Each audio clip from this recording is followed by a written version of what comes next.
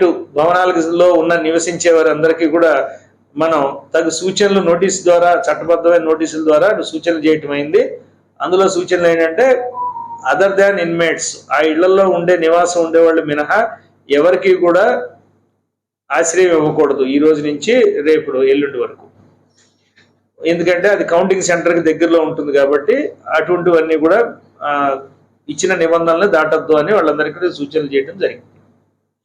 ఇప్పుడు ఏజెంట్స్ ఎవరైతే అటు పిఠాపురం వైపు నుంచి కానీ ఇటు కాకినాడ సిటీలోంచి కానీ జేఎన్టీయూ గేట్ దగ్గరికి ఎవరైతే వస్తారో వాళ్ళకి జేఎన్టీయూ మెయిన్ గేట్ ఎదురుగుండా ఐటీఐ క్యాంపస్ ఉంది, గవర్నమెంట్ ఐటీఐ, మీకు అందరికీ తెలుసు.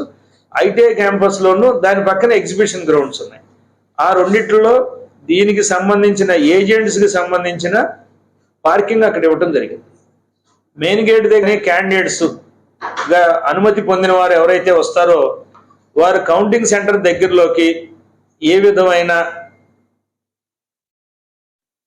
పేలుడు పదార్థాలు కానీ మాదక ద్రవ్యాలు కానీ ఏవి తీసుకుని రాకూడదు.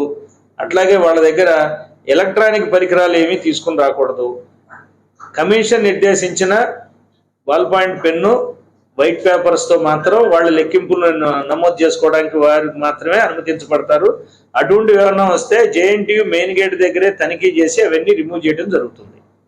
అట్లాగే ఖచ్చితంగా బ్రెత్ అనలైజర్ పెట్టి ఎవరన్నా డ్రంకన్ కండిషన్లో ఉంటే వారి ఆ కండిషన్, ఆ టెస్ట్లో రిపోర్ట్ నెగిటివ్ వస్తేనే వాళ్ళు లోపలికి వెళ్తారు. బ్రెత్ అనలైజర్ రిపోర్ట్ ఎవరైనా పాజిటివ్ వస్తే వాళ్ళకి అనుమతి ఉన్నా సరే వాళ్ళని ఆపేయడం జరుగుతుంది. సో ఇది ఇప్పుడే దానికి సంబంధించిన అనుమతి పత్రాలు పొందిన అందరూ ఆ విషయాన్ని గుర్తుంచుకోవాలని కోరుతున్నాం.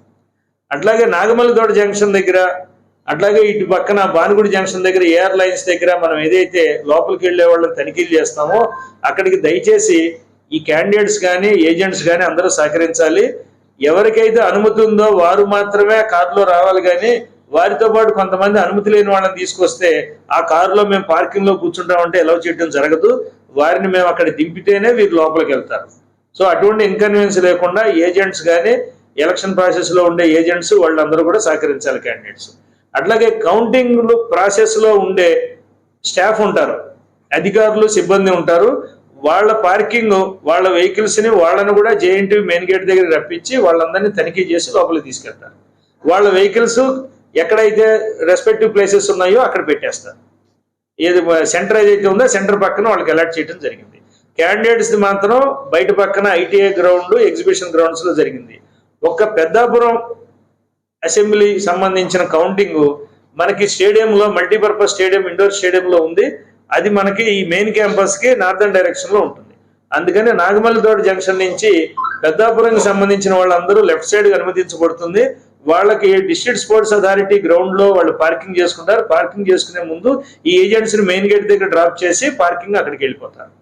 సో ఈ విషయాలు, ఈ సూచనలు గమనించాలి. అట్లాగే ఈ పాత్రికేయ సోదరులందరూ కూడా వారి వారి వాహనాలన్నీ కూడా నియర్ బై వాళ్ళ బ్యాగ్స్ అవన్నీ ఎక్కడైతే ఉన్నాయో మీకంటూ ఒక సెపరేట్ ప్లేస్ ఒకటి కేటాయించారు.